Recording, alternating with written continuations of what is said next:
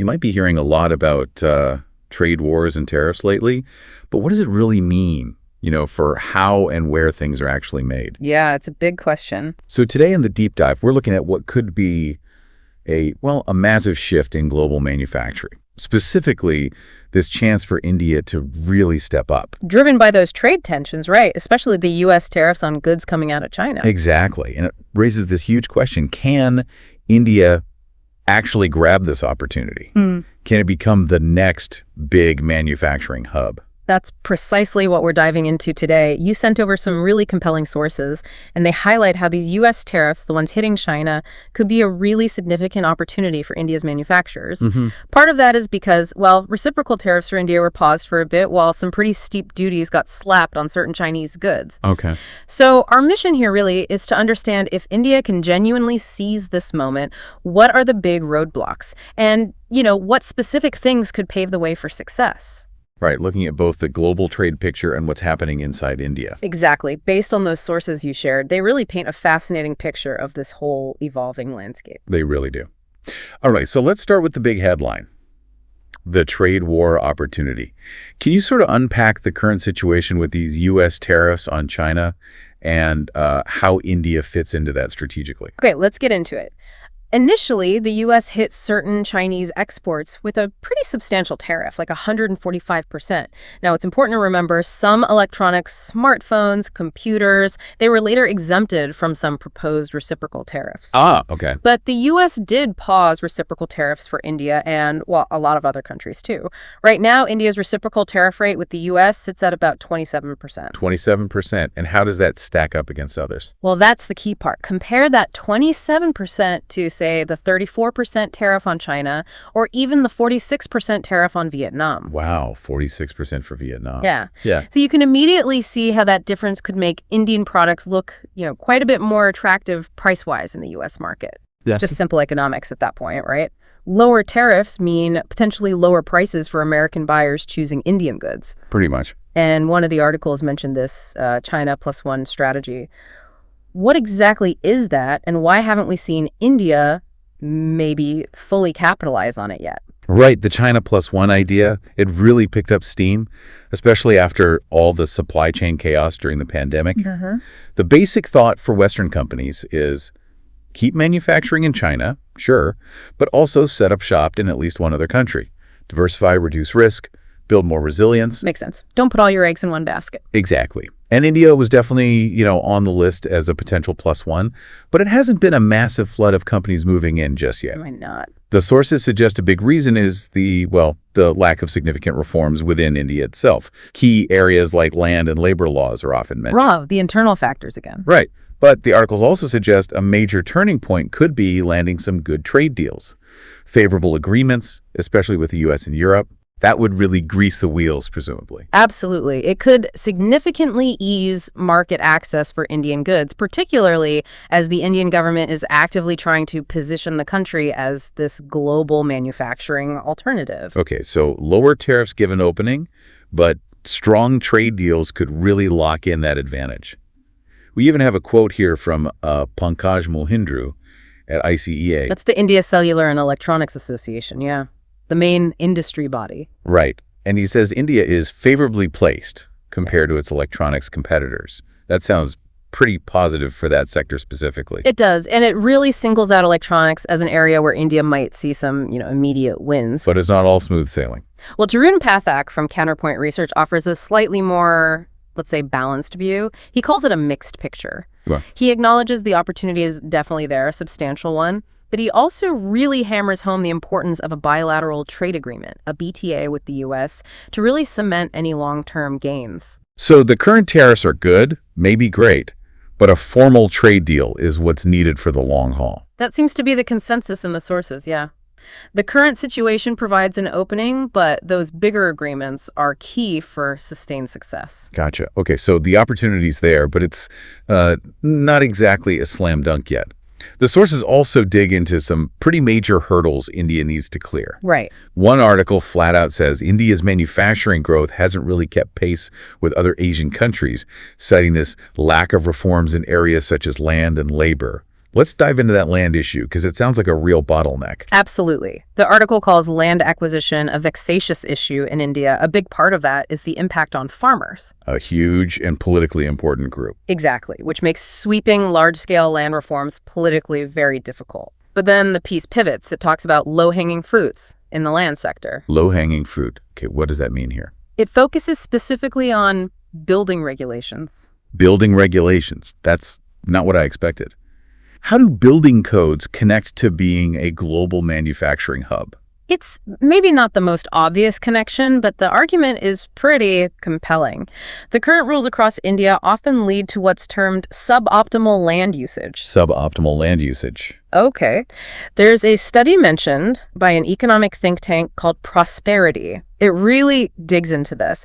It shows how high minimum requirements, things like setbacks, the space you have to leave around a building. Right, open spaces, parking. Yeah, all that. High minimums for those combined with low maximum limits, like on building height. So you can't build out too much and you can't build up too much. Pretty much. And the result, according to the study, is a significant amount of potentially productive land just wasted. Wow. They argue it creates an artificial scarcity of land. And what happens when something's scarce? The price goes up.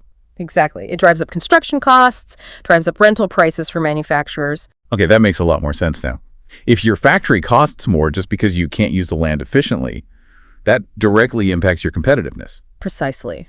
And the Prosperity study notes that fixing this, optimizing industrial land use could actually supplement all the other government initiatives aimed at boosting manufacturing. It's fundamental. And didn't the economic survey pick up on this too? It did, yeah. The 2023-24 economic survey actually referenced this study. It talked about the need to, and I'm quoting here, reimagine the level of regulations on the usage of factory space, like those relating to setbacks. So policymakers are noticing. It seems so. Especially for boosting smaller businesses, which are often the ones most squeezed by these land constraints. Okay, let's get specific then. What kind of building regulations are we talking about? The articles gave some really striking examples comparing India to other places. Yeah, they did. Let's start with ground coverage. This is basically how much of your plot of land you're allowed to cover with buildings. In India, depending on the state, it's often limited to somewhere between 40% and 60%. So roughly half the land, maybe a bit more? Right. Now, compare that to Hong Kong. Their limit, 0%, meaning no limit. No limit at all. Wow. Or even the Philippines, where the limit is around 30%, meaning you can cover 70%. So right off the bat, many Indian factories are forced to use a smaller chunk of their land for the actual factory compared to competitors elsewhere. It's not just having the land, it's being allowed to use it. That simple rule makes a difference. A huge difference in cost effectiveness. Even before you factor in other things, it makes it harder to compete. Okay, what else? You mentioned setbacks. That's the space around the building, right? Yeah. For fire safety, ventilation. Exactly. And the intention is obviously good safety is crucial, but the report argues that the current rules often feel, outdated. They don't always factor in modern fire-resistant materials or advanced firefighting tech. So the rules might be stricter than they need to be now? That's the argument. And these setback rules can hit micro and small factories really hard.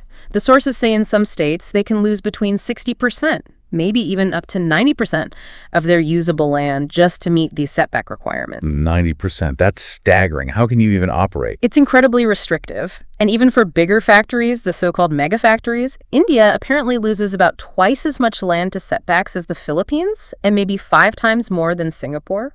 So imagine you buy land thinking you can build X amount, but the rules cut that usable space dramatically. Precisely. You might have space for 10 machines on paper, but the setbacks mean you can only physically fit 5. Think about the impact on productivity, especially for smaller firms. Mind-boggling, really.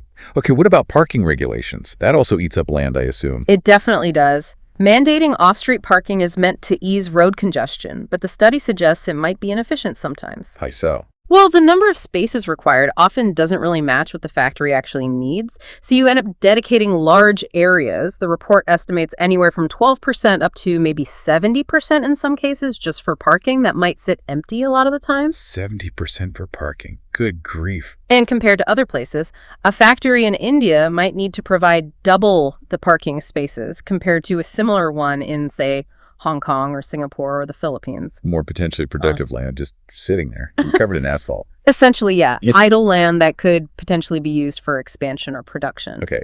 And the last one mentioned was floor area ratio, or FAR. This controls building height, right? Right.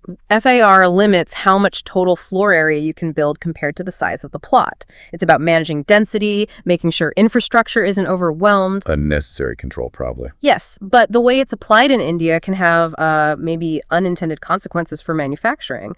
The average FAR for factories across India is apparently only about 1.3. Meaning you can build floor space equivalent to 1.3 times your land area. How does that compare? It's quite low. In Mumbai, the FAR can go up to 5. In Japan, maybe 13. And places like Singapore and Hong Kong, it's apparently around 15. 15, that's a huge difference. So limiting vertical expansion, what does that do? Well, if you can't build up efficiently, you have to spread out more horizontally. The argument is that this can contribute to urban sprawl. Which then puts more strain on roads, transport, utilities. Exactly, and increases transport costs for goods and also for workers getting to the factories. It all adds up.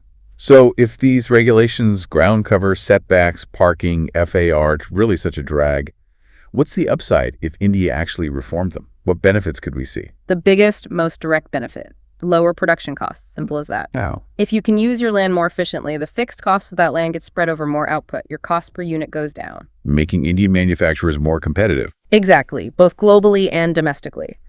And lower costs, greater efficiency, that generally incentivizes businesses to expand and hire more people. More jobs. Right. The Prosperity Report also mentioned something interesting: the value of looking within India, comparing regulations between different states. Learning from each other. Yeah, identifying which states maybe have less restrictive rules that seem to work well, and adopting those best practices more widely. Okay, that makes sense. Now, despite all these internal challenges with regulations, the sources do highlight some real bright spots, particularly in electronics manufacturing. India seems to be gaining ground there. Yes, that's definitely a crucial counterpoint. The electronics sector is, well, kind of booming. And part of that is the tariff situation we talked about earlier. Absolutely. That favorable tariff position compared to competitors like China and Vietnam really helps. Pankaj Mohindru from ICEA specifically pointed that out. And the numbers are pretty wild, aren't they? Mobile phone exports? Yeah. What was it, 1.2 lakh crore last fiscal year? Yeah, which is apparently a 77-fold increase since 2014-15. It's phenomenal growth. Making India the second largest mobile phone producer globally now. And in 2024, smartphone exports alone were projected at, $12.6 billion, making up nearly a third of total exports. It's a significant chunk. So what's driving that specific success? Is it just the tariffs? It's likely a combination. The tariffs help, certainly.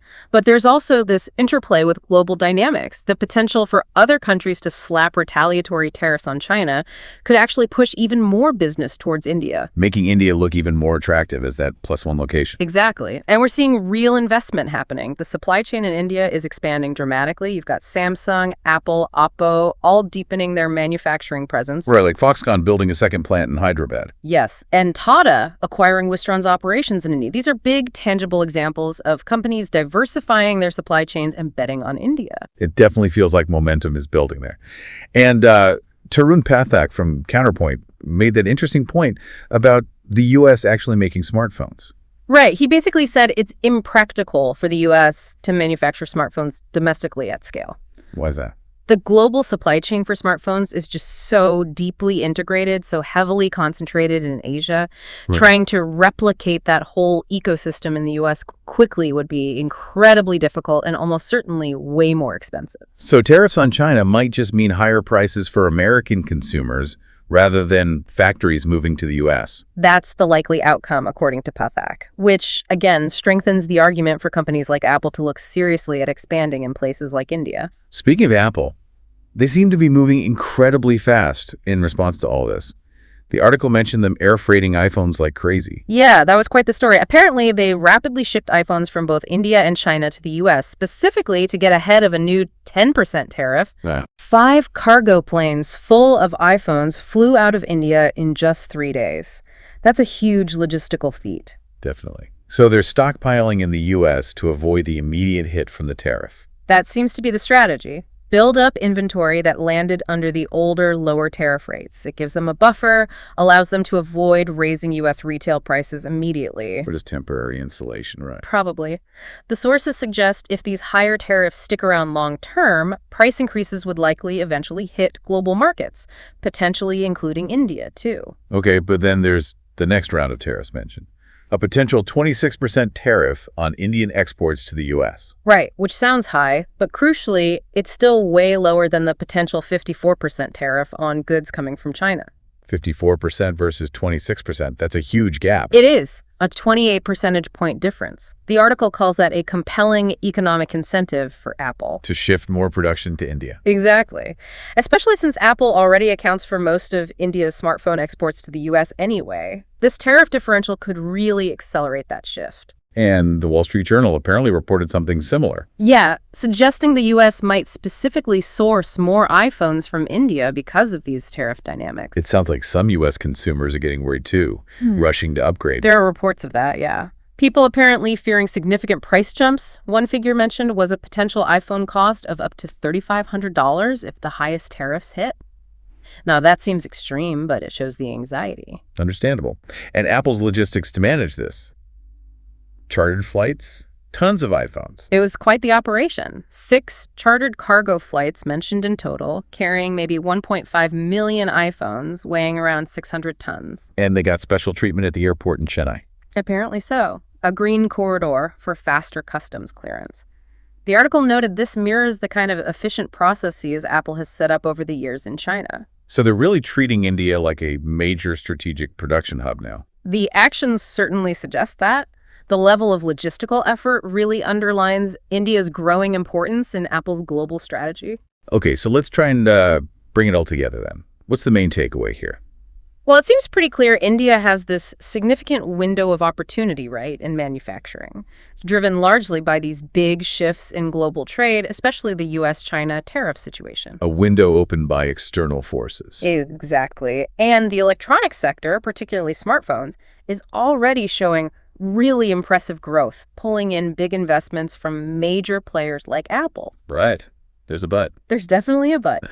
These internal challenges we discussed, especially those, well, seemingly outdated building regulations that hamper efficient land use, they're still a major hurdle. So India needs to address those internal roadblocks, the land rules, maybe labor laws too, to really capitalize fully across the board, not just in electronics. That seems to be the key message from the sources. To become a true diversified manufacturing powerhouse, those internal reforms are critical. But the strategic moves by companies like Apple show just how important India is becoming, particularly in that crucial electronics supply chain. Right. So for anyone listening, as you sort of consider these big global economic forces, you can really see how these abstract things like trade policies. Yeah, things you read about in the headlines. They have very real, very tangible implications for where our stuff gets made and maybe even for the prices we end up paying as consumers. Absolutely. It connects the global to the local in a way. And it leaves you with a thought, doesn't it?